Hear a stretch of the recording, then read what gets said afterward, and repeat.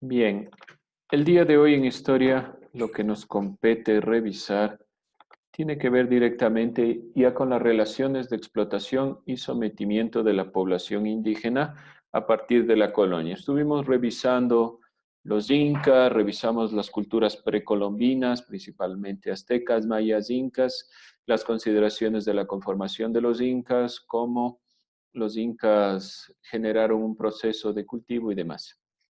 Ahora vamos a ver ya directamente la colonia y vamos a ver la relación de explotación y sometimiento de la población indígena. ¿Cuáles fueron las formas de explotación implantadas por los españoles? ¿Alguien sabe alguna forma de explotación implantada por los españoles? La agricultura sin descanso. Ya la agricultura sin descanso, eso ya vamos a ver cómo se llamaba. ¿Alguien más? ¿Qué más? ¿Cómo más les explotaron? ¿No? Bien, como se puede ver principalmente en la imagen, esas son las imágenes de las encomiendas, lo que vamos a revisar ahora, tiene que ver directamente con la mano de obra. Los indígenas fueron mano de obra para poder extraer diferentes tipos de productos que existían en América. Vamos con esa consideración. La mitad, vamos leyendo, Carlos. Fue un servicio prestado por los incas por turnos. Por los indígenas por turnos, ¿ya? Sí. Robaban cada cierto tiempo y Rotaban, trabajaban rotaban, en las minas. Rotaban rotaban. cada cierto tiempo y trabajaban en las minas y batalla. ba- ba- es, Batanes. es- Batanes, obrajes y las obras públicas. Era principalmente un di- trabajo dice, forzado. me ¿Sí? escucha. Sí le escucho, Carlos. Ahora sí, se le escuchaba entrecortado. Bien, de lo que se enunció, entonces, la mita principalmente fue un servicio prestado por los indígenas que estaban a cargos por turnos, pero principalmente fue en las minas y los batanes, los obrajes, y principalmente era un trabajo forzado. Nosotros hablamos de la mita colonial principalmente como una forma de explotación por la cual se obtenían dentro de las minas. Como se puede ver en la imagen de la derecha, eso es principalmente una mita, ¿sí? No olvidar el significado de la palabra mita, servicio prestado por los indígenas por turnos. Este es un batán, por si se lo preguntan. Es una máquina destinada a la transformación de los tejidos abiertos en otros más tupidos. Funcionaban por la fuerza de un gran engranaje y de una corriente de agua. Principalmente estaba destinada a los obrajes y les permitía de los grandes telares hacer unos más pequeños. La encomienda, vamos leyendo. ¿Alguien más?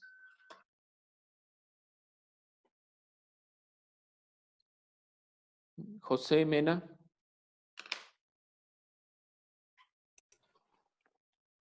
Sí, dice.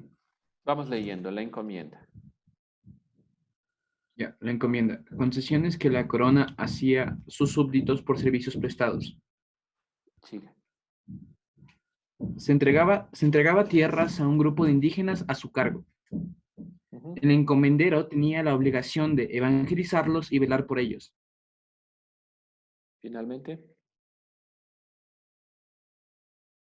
Finalmente, en el siglo XVII entró en crisis esta perspectiva y fue desapareciendo. ¿Qué es entonces prácticamente la encomienda? Eran las concesiones principales que la corona española hacía con los indígenas. Los indígenas prestaban su servicio en las tierras, principalmente en las haciendas, no olvidarse del término hacienda, que es la forma en la cual en la colonia se va a formalizar esta perspectiva en donde los indígenas trabajaban. Se les entregaba unas tierras a un grupo de indígenas a su cargo, pero principalmente todo ese producto que se sacaba se iba directamente a la corona española. Este supuesto encomendero tenía la obligación de evangelizarlos. ¿Por qué creen que tenía la obligación de evangelizarlos? ¿O qué ganaban evangelizándolos? ¿Por qué se les evangelizaba? ¿Qué se ganaba con eso?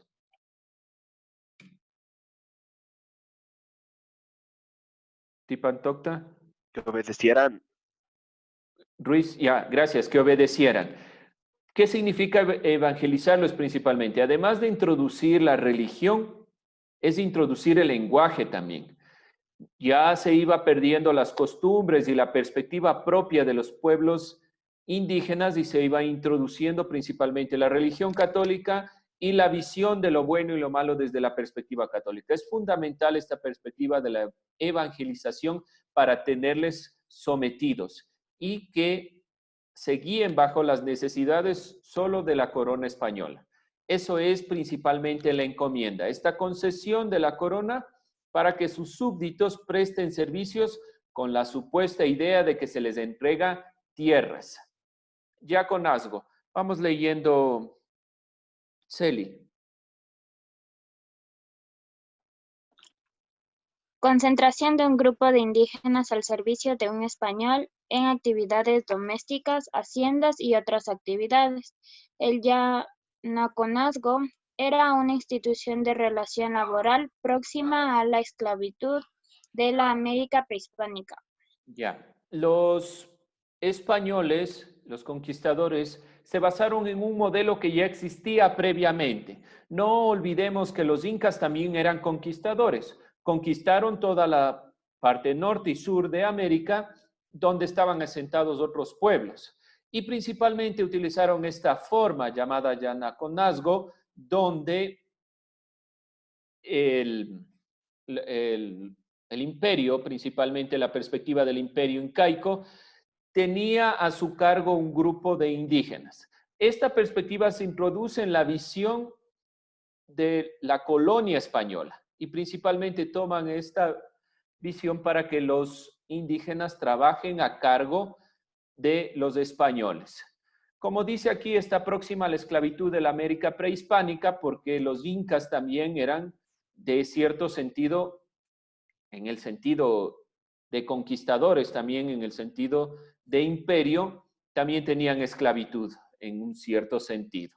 No tan marcado como en el ámbito colonial español, pero sí se servían de los indígenas de otras regiones para que realicen actividades. No olvidar estas actividades, principalmente las actividades en las haciendas y actividades domésticas. Las haciendas van a ser el fundamento y el principio de la colonia, de donde se obtengan todos los productos. Vamos con el concertaje y una de las consideraciones más brutales en el sentido de la colonia. ¿Alguien más que lea? ¿Singaña?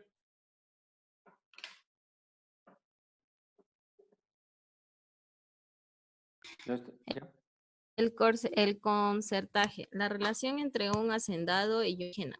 El hacendado entregaba un pedazo de tierra, el segundo debía pagar en trabajo.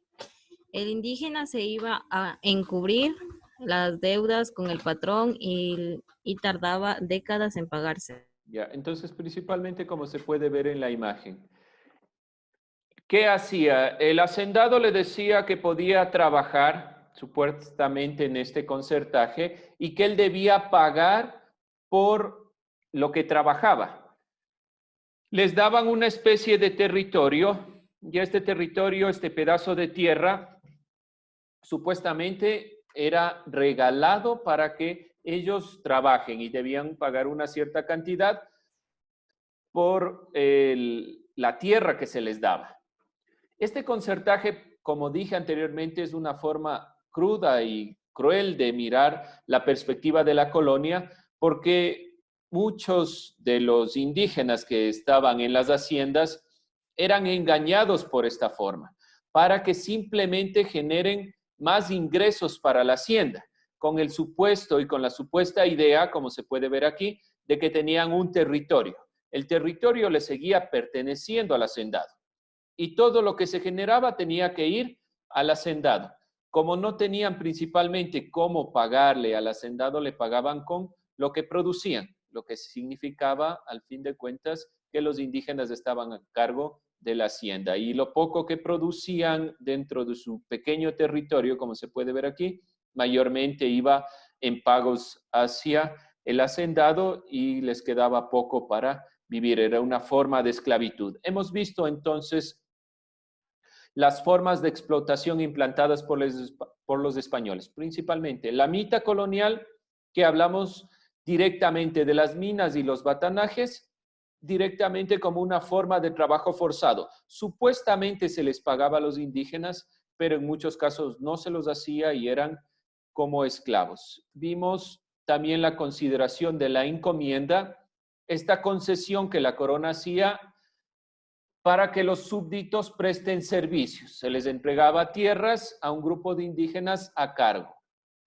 Y el yanaconazgo, que es una perspectiva prehispánica donde los indígenas entraban al servicio de los españoles en actividades de hacienda y en actividades domésticas principalmente.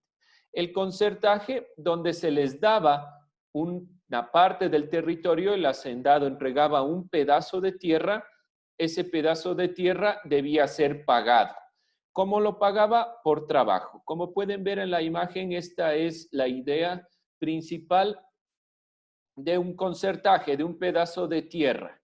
Si alguien ha leído, hay un texto sobre esta perspectiva. Huasipungo habla sobre las perspectivas indígenas de los concertajes, donde el indígena principalmente no era que ganaba con el espacio de tierra, sino que generaba más deuda y cada vez pertenecía más al patrón. Esa era una forma, como les digo, muy fuerte en la cual las haciendas en América Latina se introdujeron en la época colonial con la perspectiva de mantenerles subsumidos al poder de los hacendados. ¿Preguntas sobre esto? ¿No? Continuamos. El protectorado de naturales. Se supone que los protectores debían ayudar a los indígenas en los pleitos judiciales, pero algunos protectores de naturales les cobraban a los indígenas por sus servicios. Es otra forma en la cual también se mantiene la perspectiva de la explotación implantada por los españoles. Hemos visto principalmente la mita, no olvidar, mita, trabajo forzado, principalmente en las minas, donde supuestamente se les pagaba y este trabajo era rotativo. Hablamos de la encomienda, principalmente la concesión con los indígenas para que trabajen principalmente a cargo de los españoles y generen una cierta producción.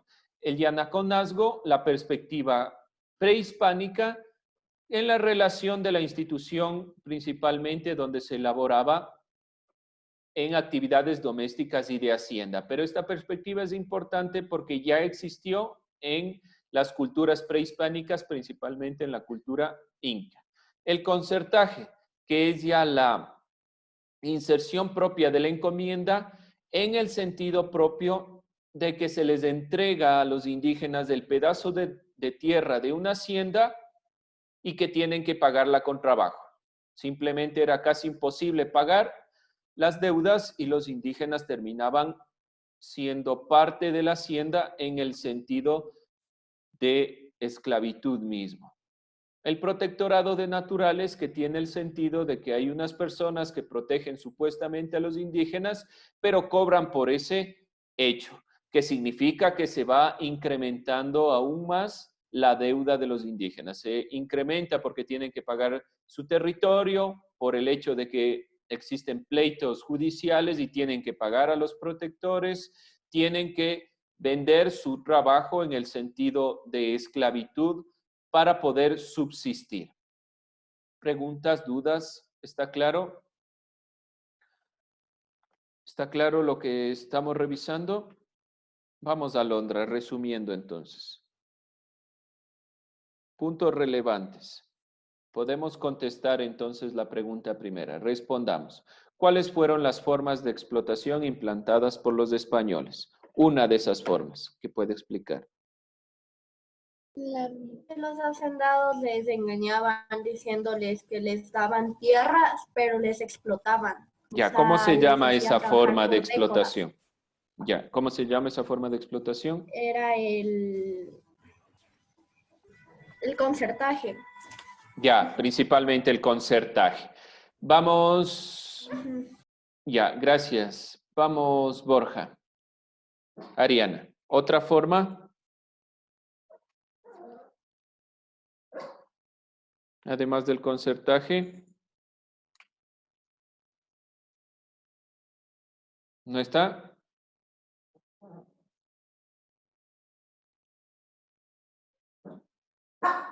¿No? David. La Yanaconazgo era principalmente que había grupos de indígenas que trabajaban en las haciendas, en los quehaceres domésticos y trabajaban también las tierras para los hacendados. Ya, no olvidar que la diferencia principal entre el Yanaconazgo y la visión de la encomienda es que esta perspectiva ya existía previamente. El Yanaconazgo es una visión previa, es decir, Prehispánico. es prehispánica, perfecto. Y más allá de eso, no congrega solo a un indígena o a la familia indígena, sino a un grupo de indígenas que están al servicio de los españoles. No olvidar ese punto de tomar en cuenta que es un grupo de indígenas que sirven a los españoles. A diferencia de la encomienda en el sentido del concertaje, que cuando nosotros realizamos esta perspectiva y revisamos el concertaje, es directamente con un indígena, con una familia indígena. Les dan una parte del territorio, como se puede ver aquí, y trabajan para pagar el territorio. En el sentido del Yanaconazgo, es un grupo de indígenas que trabajan a servicio de los españoles, así como se dio en la perspectiva prehispánica. ¿Alguien más? ¿Otra forma? Yo, sí, Vamos, Carlos. la mita, Ya. que era trabajo forzado, era rotativo y principalmente era en las minas. Ya, muy bien. 3 puntos relevantes. Trabajo forzado, principalmente en las minas, era rotativo y se les pagaba, no se olviden, se les pagaba por el trabajo. No siempre, pero por la perspectiva de la mita es que se pague por el trabajo. ¿Sí? ¿Alguien más? Vadillo. ¿No está ahí? Burgos. Estoy aquí, dice. A ver, vamos. ¿Qué más nos falta? Vimos la mita, el concertaje, el yanaconazgo. El protector de naturales. Ya, ¿qué es un protector de naturales? Supuestamente una persona que ayuda a los indígenas, pero les cobra sus servicios, o sea, pero esto también les afecta a los indígenas porque tienen que pagar sus territorios y así. Ya, muy bien, muchas gracias. Principalmente sí, es de la persona que les ayuda con cuestiones judiciales, pero en general se pagaba ese servicio, lo que aumentaba la deuda. Además de tener una deuda por el territorio del concertaje con el español, por los problemas que se causaban principalmente por los mismos españoles, ellos tenían que pagar para poder salir de estos inconvenientes. Bien, ¿alguien más? ¿Qué más nos falta? Concertaje, yanaconazgo, mita, protectores, protectorados, ¿qué más? Cano, ¿qué nos falta?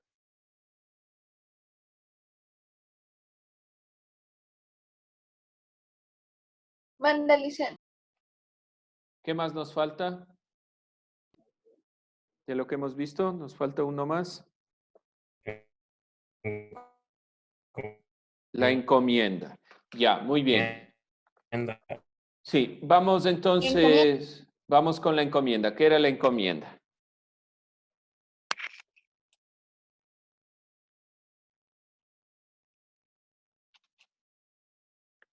El trabajo de los incas, Donde también de los indígenas en presentaban un servicio.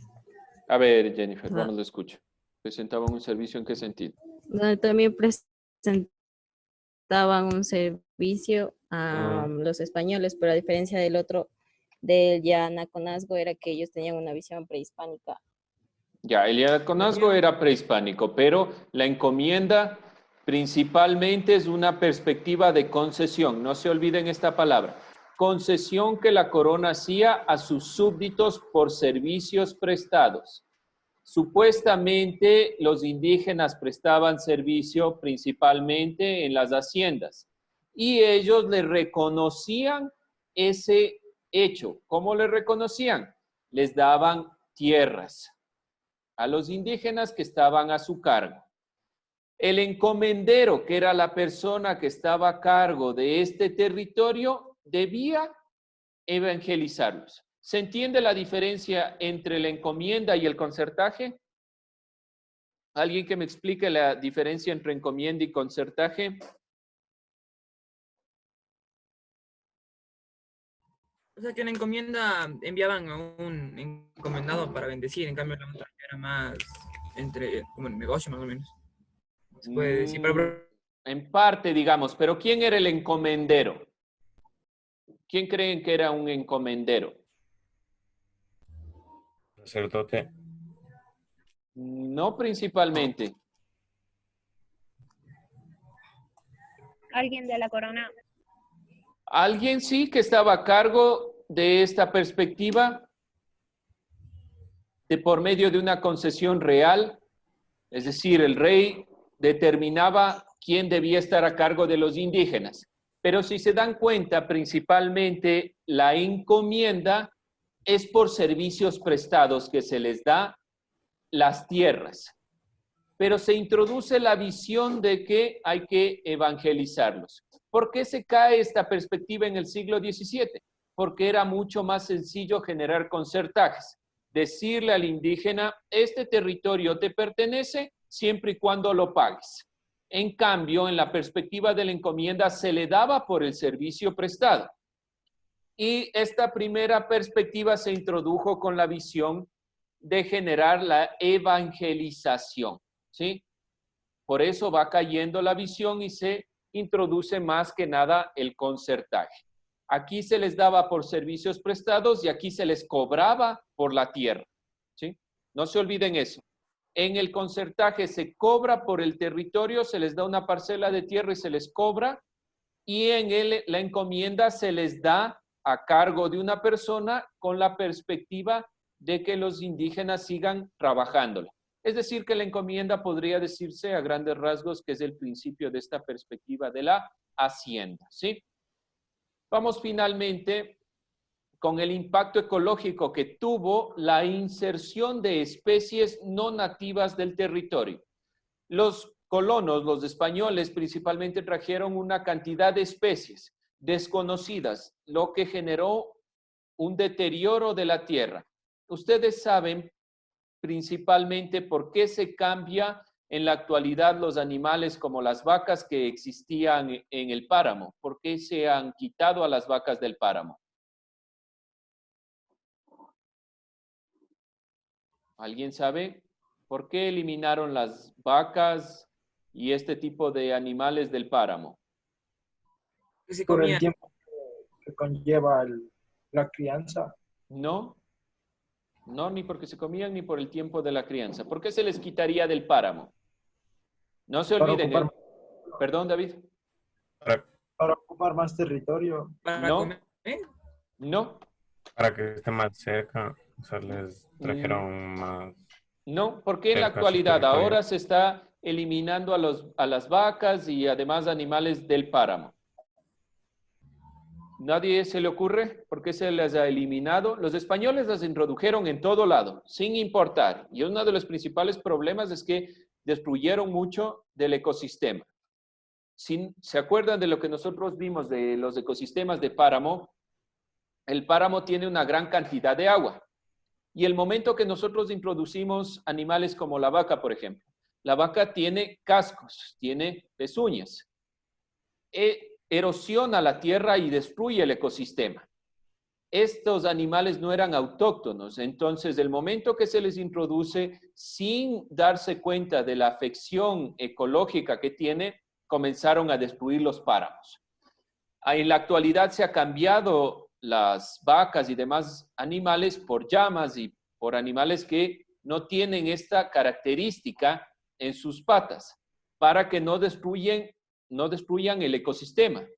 Ese es uno de los primeros impactos ecológicos de la inserción de animales foráneos en América, que han destruido los ecosistemas que nosotros ya vimos. Los pisos climáticos, por ejemplo, el ecosistema del páramo fue destruido por la inserción de caballos, la inserción de vacas en territorios que no estaban adaptados para esos animales.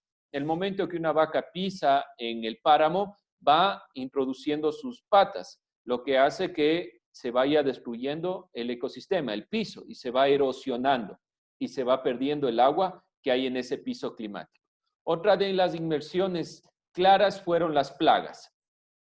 No olvidar que se introdujo principalmente una cantidad de animales como las ratas, que no existían, la viruela, el sarampión, fueron traídas en los barcos españoles y fueron problemáticas porque mataron a una gran cantidad de indígenas. ¿Qué sucede? Muchas de estas enfermedades no existían por las condiciones climáticas y por la forma en la que vivían los indígenas. El momento del hacinamiento de los españoles en los barcos trajeron muchas de las plagas que mataron a mucha de la población en América. Nos vamos a quedar con esta perspectiva de las plagas y comenzaremos la siguiente clase enunciando las perspectivas del impacto ecológico con relación también a la evangelización y en el mundo indígena. No olvidarse que muchas de las perspectivas de la colonización no es solo la fuerza con la que entraron los españoles, sino las plagas que trajeron. Principalmente, no olvidar las ratas, las enfermedades como la viruela, el sarampión y demás perspectivas que eran propias de los pueblos europeos y que mataron a muchos de los indígenas autóctonos y de muchas de las perspectivas se cambiaron gracias a este problema de las enfermedades. Nos quedamos entonces principalmente con que hemos respondido las formas de la explotación implantadas por los españoles. Hemos visto la mita, la encomienda, el llanaconazgo, el concertaje, diferenciar concertaje de encomienda, el protectorado de naturales y finalmente hemos visto el impacto ecológico, tanto de los animales como de las enfermedades que se trajeron en los barcos.